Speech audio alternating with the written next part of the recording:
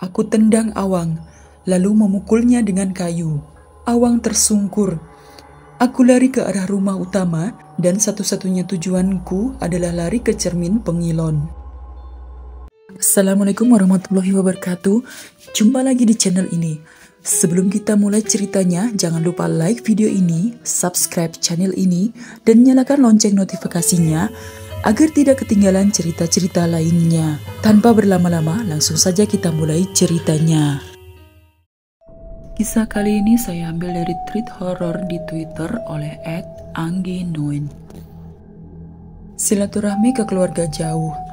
Sampai di sana sudah malam. Kami kecapean karena seharian muter-muter. Rumahnya di pelosok. Kami harus lewat hutan meski tak terlalu jauh dari jalan kabupaten yang banyak bolongnya.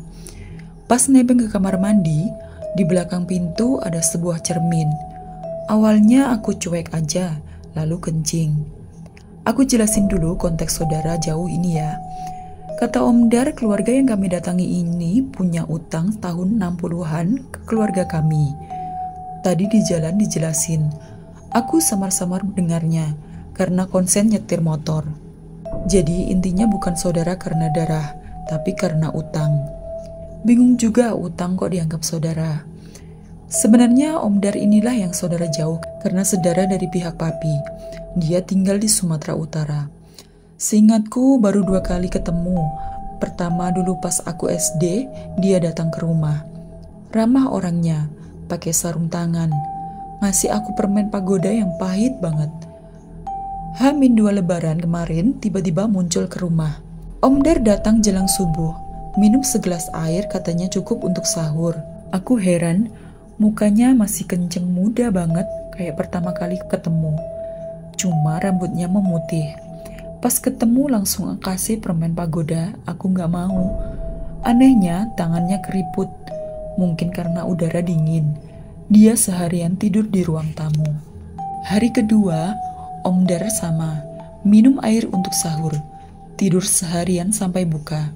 Aneh, dia ngorok keras banget tiap azan kumandang. Pas buka puasa, dia bilang lebaran mau silaturahmi sambil nagih utang ke keluarga Awang. Aku diminta antar, karena dia nggak bisa naik motor. Awalnya aku nolak, tapi mami maksa dengan alasan si om ini yang bantu kirimi uang pas dulu usaha almarhum papi bangkrut. Di siang hari waktu lebaran, aku bawa om naik motor.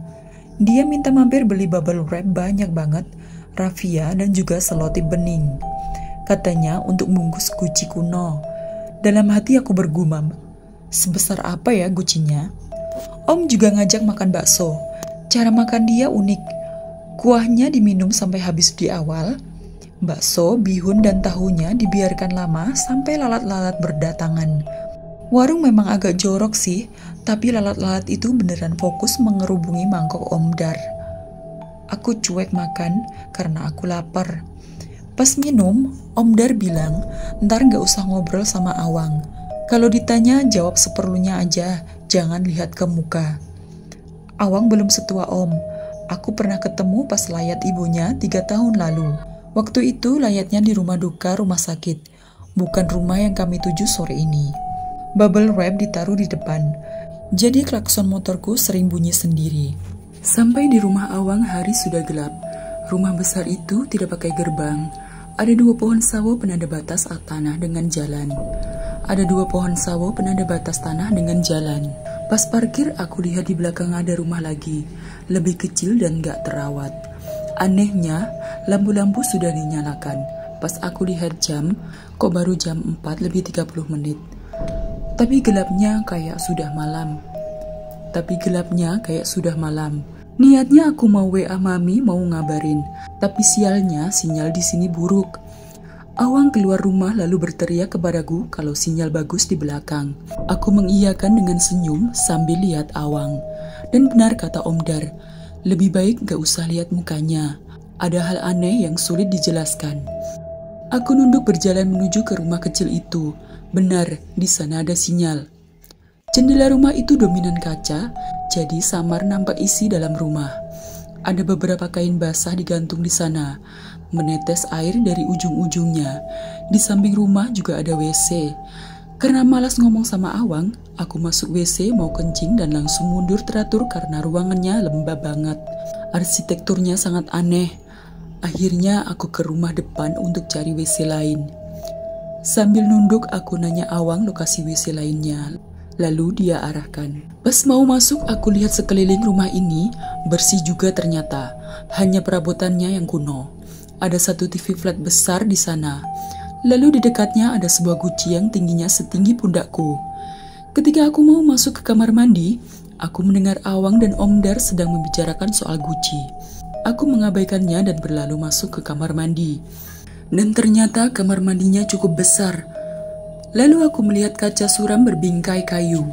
Di sebelah kaca ada lemari jati besar warna coklat tua. Aku amati ada kain di bawahnya. Mungkin juga keset, pikirku. Karena keset itu kayak sobekan sarung. Ujung kainnya pun aneh, karena ada kayak tali disimpul. Tiba-tiba klakson motorku bunyi panjang. Buru-buru aku keluar. Awang dan Om Dar sudah di atas motor. Mau ambil guci katanya. Lah aku kira tadi guci yang di dekat TV itu yang mereka bicarakan. Akhirnya aku ditinggal sendiri di rumah ini. Aku heran. Ada mobil VW kombi di halaman kok nggak dipakai untuk ambil guci. Atau mungkin takut macet, pikirku. Lalu aku mau masuk lagi ke kamar mandi. Niatnya mau amati lagi cermin tadi. Namun aku malah dengar ada suara orang meres kain basah. Suara airnya seperti jatuh ke ember logam kosong. Padahal jelas-jelas tidak ada orang di rumah ini. Aku penasaran lalu ke rumah belakang. Tempat ada kain-kain basah digantung tadi. Kaget karena sinyal HP masuk. Ada belasan WA masuk. Lebih kaget lagi ada sosok perempuan tua yang sedang memeras kain. Lalu menjerengnya di tali. Lalu dia ambil lagi, masukkan ke air, diperas lagi. Begitulah dia melakukan berulang-ulang untuk kain yang sama. Aku amati lebih dekat. Perempuan tua itu memakai balutan kain batik lusuh, kebaya hijau pucat, kepalanya dibaluk handuk basah. Tangannya biru keriput karena air kayaknya. Mukanya membelakangiku. Semakin dekat aku lihat, aktivitas perempuan itu berulang lagi dan lagi. Pas aku mendekatkan mukaku ke jendela kaca, HP-ku bunyi. Rupanya panggilan dari Mami. Suaranya bikin kaget, dan akhirnya perempuan itu menoleh. Dia adalah ibunya Awang yang 3 tahun lalu meninggal. Aku ingat banget, karena pas layat waktu itu, aku sempat lihat fotonya. Aku kaget, takut dan lari. Perempuan itu bergerak cepat ke jendela kaca. Berusaha membukanya dan menggebrak pintu sambil bersuara parau. Awang, pengilon Awang, Awang, pengilon. Seperti memberitahu sesuatu, suaranya makin mengeras. Aku lari ketakutan ke mobil VW, berharap mesin mobil itu nyala. Masuk ke mobil, berharap mesin mobil itu nyala. Masuk ke mobil, kunci memang ada di jok. Aku mulai starter, ternyata nggak bisa nyala. Bahkan suara mesin aja nggak ada. Kaca jendela sopir tertutup rapat. Tiba-tiba perempuan tua itu menggebrak kaca depan sambil teriak, "Pengilon Awang! Pengilon Awang! Awang!" Tangan pucat perempuan tua itu menggebrak-gebrak kaca depan dan suara pengilon Awang berulang. Yang paling membuatku sesak nafas adalah semua cermin yang di mobil ini sekarang ada bayangan muka ibunya Awang ini. Kaca spion tengah mobil, spion kiri kanan, semua ada bayangan perempuan tua itu. Bayangan di cermin-cermin memang samar, tapi tetap menyolok di depan mataku. Ini kali pertama aku takut hal-hal goib.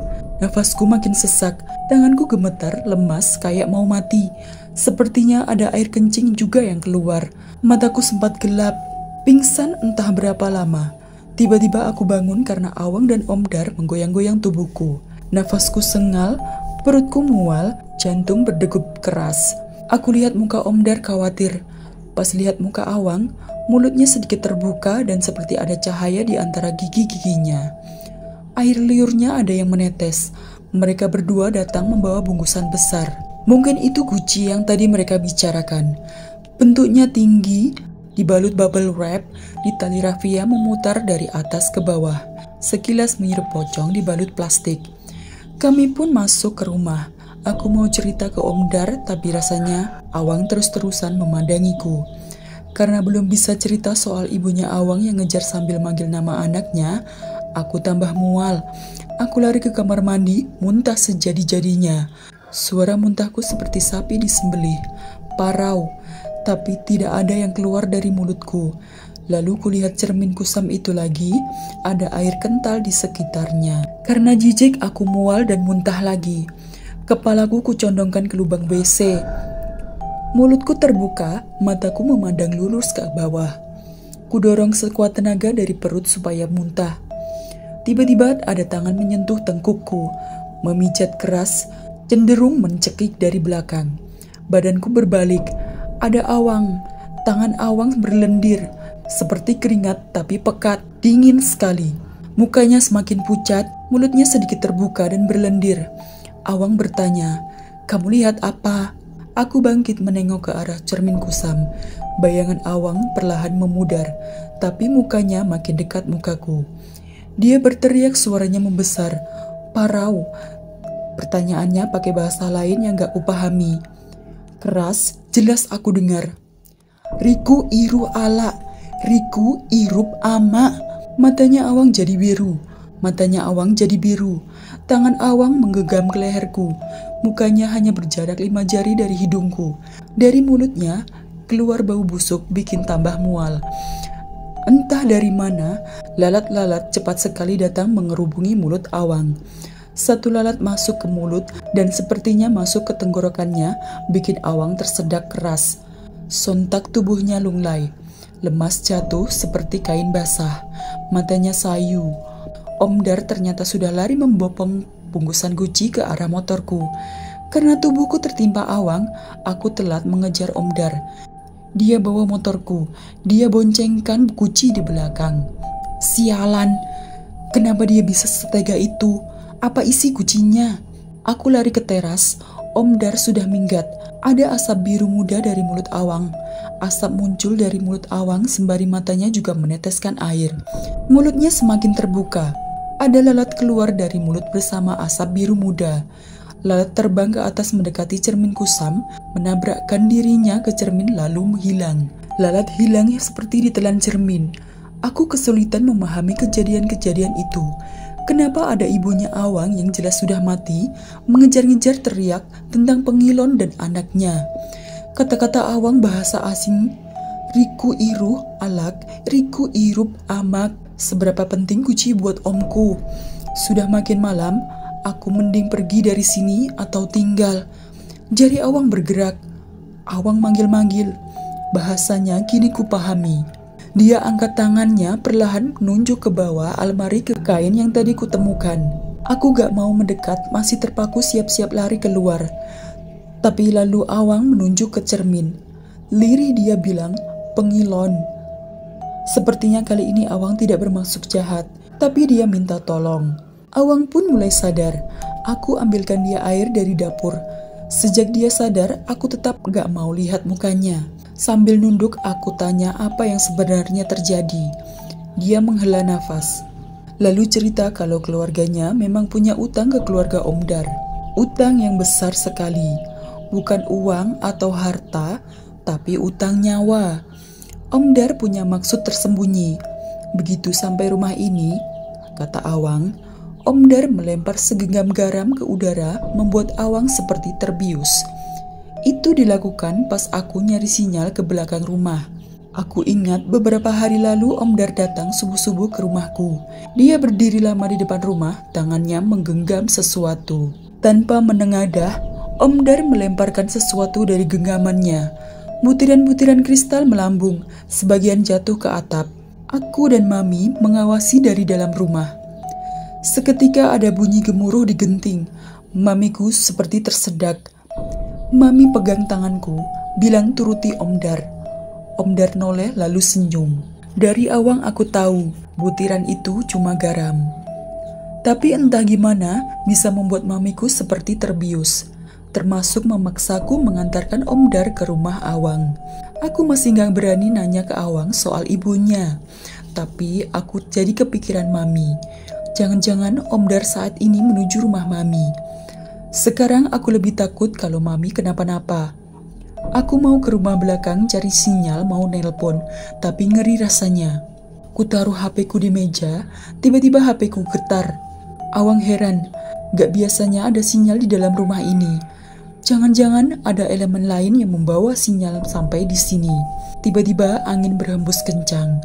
Pintu tertutup keras. Nampak cermin kusam bergetar-getar. TV yang tadinya mati menyala dengan volume naik cepat jadi super keras. Lagu yang aku tak kenal. Aku melirik Awang. Mukanya ketakutan. Berkali-kali dia menelan ludah. Kakinya gemetar seperti mau melarikan diri. "Emak kamu datang nih, Wang?" tanyaku gemetar. "Emakmu sudah mati kan, Wang?" "Ini apa, Wang?" Kusebut namanya berulang-ulang. Situasi begitu mencekam. HP-ku berbunyi notifikasinya.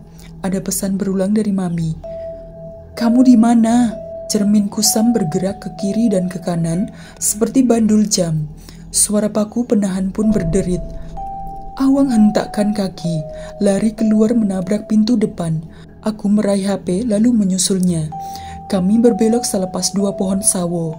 Dan karena gerakan tak terkontrol, Awang jatuh terpleset di jalanan kasar. Tangan dan mukanya berdarah. Aku seret dia. Ada angin besar berhembus dan ada sosok mendekat. Sosok itu makin jelas. Itu perempuan yang kuduga ibunya Awang. Dia mendekat dengan sangat cepat dan anehnya berhenti di antara 2 pohon sawo. Seperti ada kaca yang menghalanginya. Mukanya yang pucat memandang kami. Mulutnya membuka perlahan. Matanya basah dan merah. Dia lirih berkata, "Awang, sini." Awang terdiam ketakutan. Aku merasa sosok itu tidak sedang menakuti. Tidak jahat. Aku berbisik kepada Awang. Mungkin sosok itu mau minta tolong. Mata sosok itu makin berair. Raut mukanya makin pucat. Lalu arah matanya beralih ke mataku. Ku beranikan diri mendekatinya. 1 langkah aku mendekat, sosok itu berbisik. Benar, dia minta tolong dilepaskan, diikhlaskan. Dia berbisik soal pengilon. Aku diajak Awang masuk rumah. Karena menyadari ibunya minta tolong, malam itu kulewatkan dengan berpikir tentang pengilon. Aku lihat-lihat cermin itu, tidak ada hal istimewa selain bahwa cermin itu kotor. Aku ambil cermin dari tembok. Ada tulisan huruf Jawa yang sudah pudar, dan aku nggak bisa baca. Saat aku menaruh lagi cermin, pantulan cahaya cermin bergerak dan kulihat lagi. Cermin menghadap langsung ke jendela kecil di ruang kamar mandi. Aku buka paksa jendela yang kuncinya berkarat. Nampak pas jendela terbuka, dari arah cermin, kulihat 2 pohon sawo ternyata terletak tepat di depan sana. Aku keluar ke pohon sawo, melihat ke arah jendela. Cermin nampak jelas. Dari pohon sawo, aku bisa lihat rumah belakang di sisi kanan rumah utama. Saat aku lihat ke arah lain, ada sumur. Aku mendekati sumur. Dari sumur, aku melihat ada bangunan yang ada tungku apinya. Ada kayu menumpuk di situ. Sepertinya tungku itu adalah lokasi pengasapan daging.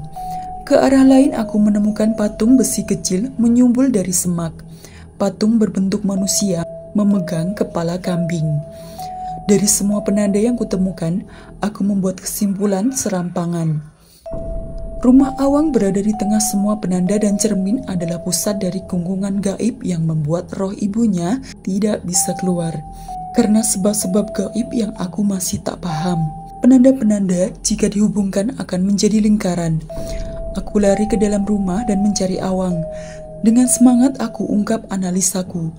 Cermin harus dihancurkan supaya semua yang terperangkap di sini bebas. Awang tenang menanggapi ceritaku. Awang menyodorkan minuman hangat. Aku meraihnya, bersemangat meminumnya. Kepalaku pening. Awang mau mencelakaiku. Mataku gelap. Aku sadar dengan posisi kaki di tali di meja dekat tungku pengasapan daging. Awang memakai baju putih, berdiri membelakangiku membawa sebilah pisau besar. Ada ember di dekat tungku. Kayu-kayu tersusun, asap muncul dari celah-celahnya. Aku berusaha keras melepaskan diri. Entah karena kekuatan apa, aku bisa melepaskan diri. Aku tendang Awang, lalu memukulnya dengan kayu. Awang tersungkur. Aku lari ke arah rumah utama dan satu-satunya tujuanku adalah lari ke cermin pengilon. Aku harus memecahkannya. Awang mengejarku. Aku tak bisa Sempat dia meraihku dan kami sama-sama jatuh. Melihat ada bongkahan batu bata, aku meraihnya. Saat aku angkat untuk menggempur kepala Awang, dari sudut mataku, aku melihat ada sosok mengawasiku di balik kaca rumah. Sosok asing. Ku tendang kepala Awang. Ku lempar bata ke arah kaca lalu lari. Saat sampai ke cermin pengilon, aku berhadapan dengannya, menatap sendiri bayanganku yang pudar. Aku ambil cermin pengilon, aku angkat dan bersiap memecahkan. Awang datang, menubrukku. Ku ayun cermin ke kepalanya. Prak! Cermin pengilon pecah di kepala Awang. Awang mundur dengan darah di kepalanya. Tapi aneh, cermin pengilon sudah pecah, namun tidak ada hal apapun yang terjadi. Aku dan Awang lihat-lihatan. Angin dari luar semilir, tidak ada keributan apapun. Awang tersenyum sinis. Awang merangkak cepat ke arahku dan dengan cepat pula aku ambil pecahan cermin yang masih menempel di kayu. Aku tusukkan ke perut Awang tepat saat dia mau menerkamku. Awang tersungkur bersimbah darah, nafasnya tersengal. Aku melihat ke cermin yang pecah, tidak ada apapun yang terjadi. Tapi perlahan aku lihat ada paku yang tertinggal, paku penahan cermin. Paku itu unik. Seperti terbuat dari emas dengan ujung seperti kepala manusia bertanduk. Paku menancap sebagian besar ke sebuah kayu yang menempel ke dinding. Kayu itu hitam legam. Aku lari ke dapur mencari apapun untuk mencabut paku itu. Dengan memakai garpu, aku cabut paku itu. Susah payah. Dan saat tercabut, lagi-lagi ada angin besar berhembus. Pintu dan jendela bergetar. Rumah seperti kena musibah angin ribut. Ada suara riuh rendah seperti suara pasar dan jeritan yang berteriak bahasa aneh. Tapi ada juga suara seperti menyanyi, suara kegembiraan atau sebuah kebebasan. Aku dikelilingi oleh makhluk-makhluk halus yang beragam. Ada yang bentuknya seperti manusia atau sosok besar seperti monster. Sesaat lalu semua suara dan makhluk itu habis, hilang. Aku melangkah keluar. Di luar ada sosok Ibu Awang berdiri. Dia mendekatiku, tersenyum dan mendekatkan mukanya ke mukaku. Kakiku gemetar, tapi perlahan dia menghilang. Bergegas aku lari dari rumah itu. Azan subuh terdengar samar. HP-ku entah di mana. Setelah jalanan gelap, aku berhasil menemukan jalan kabupaten. Rasanya lega sekali. Sudah ada 1-2 pengendara motor yang lewat. Anehnya, jalanan ini mulus beraspal, tidak seperti jalanan kemarin. Mungkin aku kesasar lewat jalan lain, pikirku. Seorang pengendara motor hampir menabrakku, lalu bertanya kenapa aku begitu pucat. Dia menawariku ke rumah sakit. Aku tolak karena aku mau segera ke rumah Mami. Dia akhirnya mengantarku ke terminal kecil. Aku naik bis menuju rumah Mami. Dia juga memberiku uang 50.000. Turun dari bis, aku jalan ke rumah Mami. Sampai di depan rumah, aku pangling dengan rumah itu. Rumah berubah jadi bersih. Ada beberapa tanaman segar dan ada 2 mobil terparkir di depan. Cat rumah jadi baru, bersih. Aneh, rumah ini baru kutinggal kemarin siang. Kenapa nampak begitu beda? Gerbang tidak tertutup. Aku masuk dan melihat Mami sedang mengangkat sebuah kardus. Mami nampak beda, pakaiannya bersih, memakai kalung emas dan kacamata dengan tali warna emas. Di pojok taman, nampak benda aneh. Guci kecil warna merah muda yang pudar, tertutup kain di atasnya. Aku teriak dari teras memanggilnya. Mami terkejut. Dia meletakkan kardus perlahan, lalu menyambutku dengan pelukan dan muka kebingungan. 2 kakakku tiba-tiba keluar dari arah dapur yang terhubung dengan garasi. Mereka juga heran. Mami menangis. "Wina, kamu kemana aja bertahun-tahun ini?" katanya tersengal-sengal. Mami menarikku, mengambilkan handuk, menyalakan shower air panas. Kamar mandi ini asing buatku, tapi aku harus mandi. Aku menikmati air panas, melepas semua lelah di badan. Serasa belasan hari tak mandi. Setelah puas menikmati air panas, dengan berbalut handuk aku keluar. Dan di antara pintu kamar yang terbuka, sedikit aku melihat Mami sedang duduk bersama dua kakakku. Samar aku dengar suara Mami. Kenapa dia bisa pulang? Senyum di bibirku hilang. Aku, Erwina Srasanti, anak bungsu keluarga ini rupanya tidak diinginkan. Rupanya aku baru saja ditumbalkan. Kepulanganku ternyata menjadikan keluarga ini punya hutang darah. Entah pada siapa. Mataku gelap, nafasku berat. Lalu kulihat Mami melirik ke arahku dengan sudut matanya. Aku mundur perlahan, berusaha sembunyi sambil menuju ke kamar mandi lagi, menyalakan air supaya mereka mengira aku masih mandi. Tapi aku sebenarnya sedang berpikir keras. Ada apa dan aku harus apa?